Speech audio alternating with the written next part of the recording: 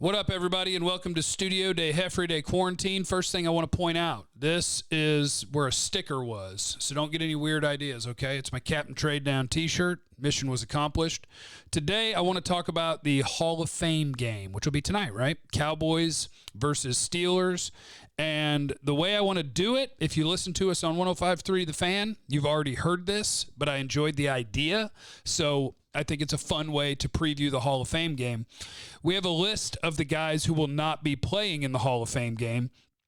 And so I'd like to give you those names and then talk about the guys that I think are worthwhile to keep an eye on while the game is happening. So, for instance, offensive tackles who are not making the trip. They're not traveling to Canton for the game. Tyron Smith will not be going. Josh Ball, the draft pick, will not be going. So what does that mean?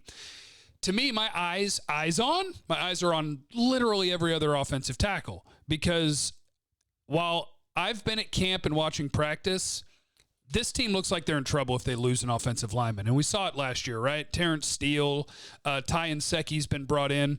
But all of the backup offensive tackles that I've seen working at Cowboys camp look like they are in trouble every time the ball is snapped, basically. So my eyes will be peeled on all of them. I do wonder if guys who made the trip, it means they'll be playing, or if it's just all the healthy guys made the trip. Like Lyle Collins, is he really going to play in preseason game number 1?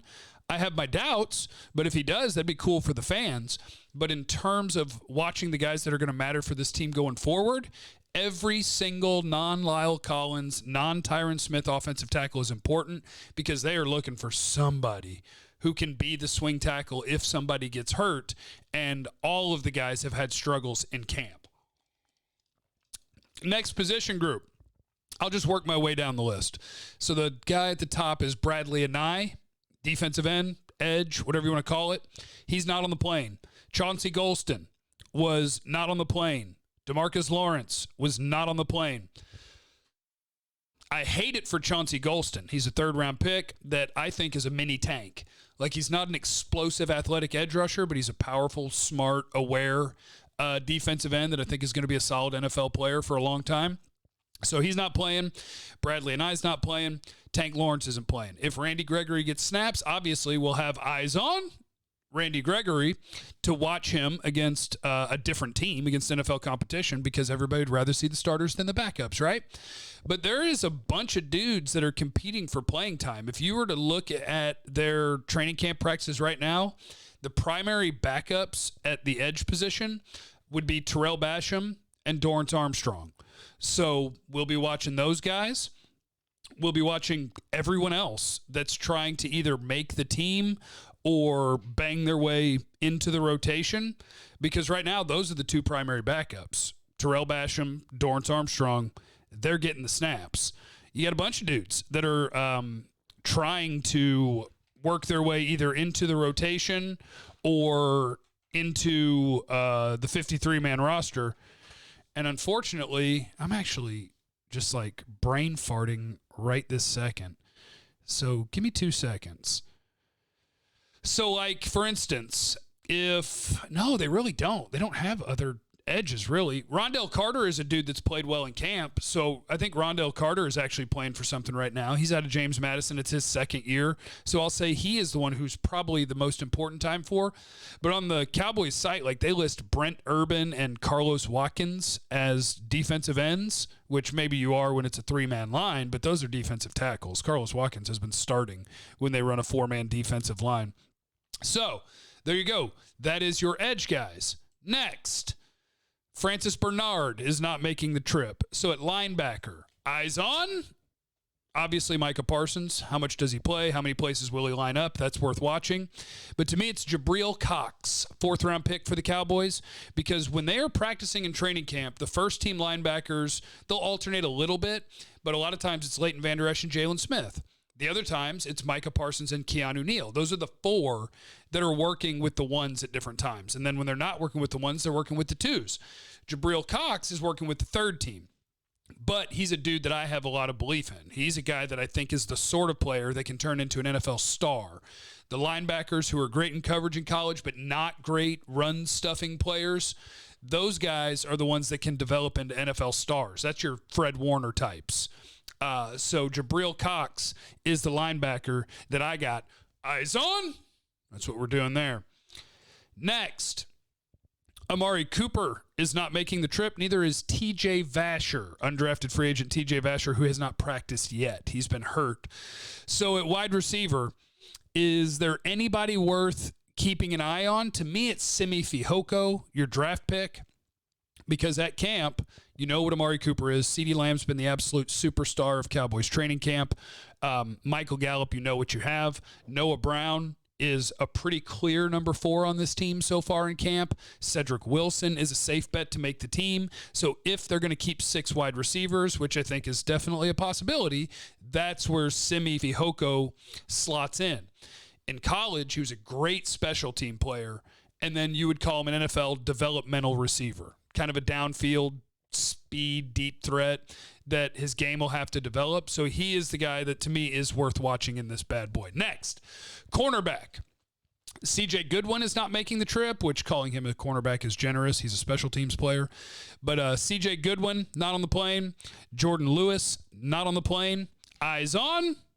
In this case, I'm going to say Maurice Kennedy. Obviously, I'm most excited to watch Boss Man Fat and, to a lesser extent, Nashawn Wright, the rookies. But Maurice Kennedy is a dude that just keeps making plays at camp. Every time he gets in there, Jordan Lewis has been out a few days. Kennedy's stepping in and making picks. I think he has 3 picks in camp so far, and not just off the bums, off of Dak Prescott as well. So Kennedy's my guy that I'm keeping my eyes on because I think he's a guy that has a chance to play his way onto the roster. When you get to camp, you know 45 of the guys that are going to be on the team, at least. Out of the 53, you know a bunch of them. And Kennedy's one of the guys that you would not have probably picked to be on the 53-man roster, but the way he's playing in camp, he's given himself a real chance to be that guy. Kelvin Joseph, how does he acquit himself against NFL players? Nashawn Wright, same thing. Kelvin Joseph is out there trying to win a starting job, and I think he's got a decent chance to do it. Anthony Brown's had a good camp, but so has Kelvin Joseph. They're going toe-to-toe. Next position, let's see. Tristan Hill at defensive tackle is not on the plane. So at defensive tackle, eyes on.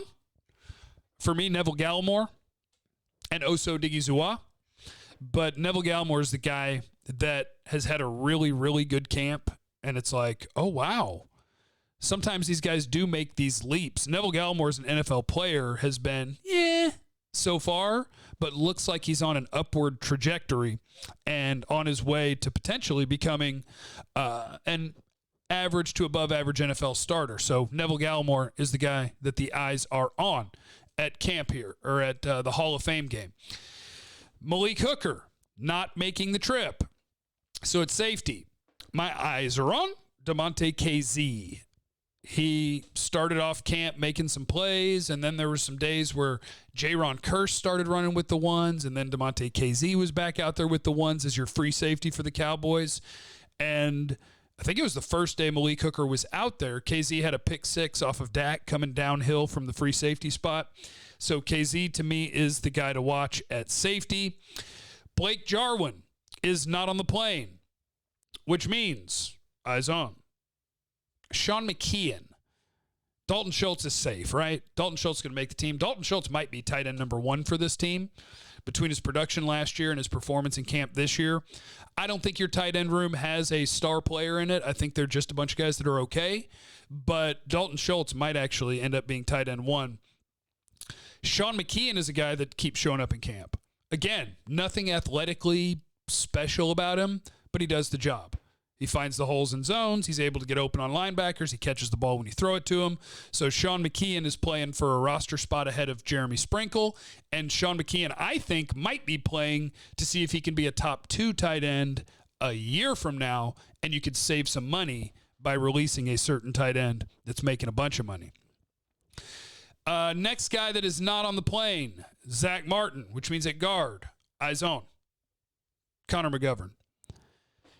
They had a practice where for a lot of snaps, Connor Williams played center, Connor McGovern played left guard, and probably, that is just getting a look at a contingency in case Tyler Biadasz gets hurt. What is it going to look like? Who are we going to play where?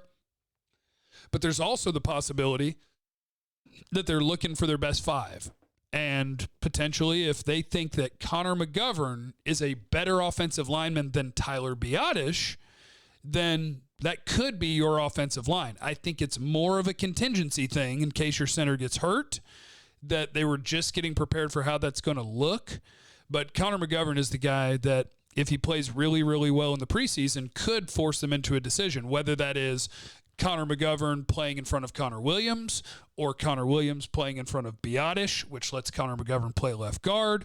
Those things are all possible. I did all that. I did the offensive line. Zach Martin's out. I said McGovern. Last guy who is not playing in the Hall of Fame game is kicker Greg Zuerlein, which means eyes on Hunter Niswander, because we're going to watch a punter try to kick field goals. Or we're going to go team no kick. Team go for it no matter what. I think Niswander in camp has kicked 2 extra points. He made them both. So get ready to enjoy watching a punter kick. Let me know who your eyes are on in the Hall of Fame game at youtube.com/Jeff Kavanaugh in the comments. Let me know what you want to hear about tomorrow, what you want to talk about from the Hall of Fame game, things of that nature. And I'll get you all hooked up on 1053thefan.com and the YouTube. All right, random question. What's your favorite snack? Favorite chip or cracker? Like mine would be Goldfish. Maybe you're a Doritos guy. I was trying to go healthy, so I bought cauliflower crackers. No. Cauliflower pizza, good. Cauliflower crackers, not good. All right, remember, you have no idea what anybody's going through, so be cool to everybody. I love you. Bye.